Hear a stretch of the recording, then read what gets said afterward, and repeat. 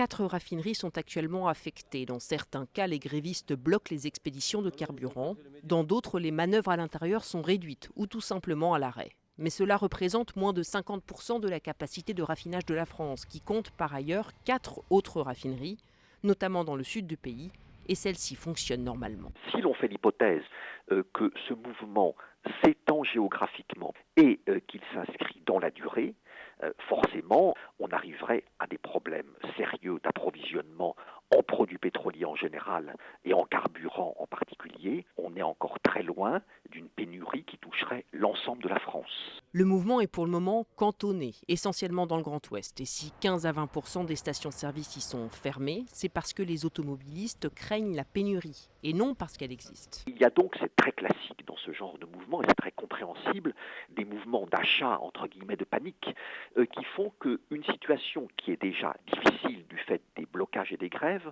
peut être encore plus difficile qu'elle ne serait si le comportement des acheteurs restait, entre guillemets, normal. Enfin, la France dispose de stocks stratégiques, une réserve de pétrole équivalent à 3 mois de consommation que l'État peut débloquer en cas de crise majeure. Et pour l'heure, cette réserve est intacte.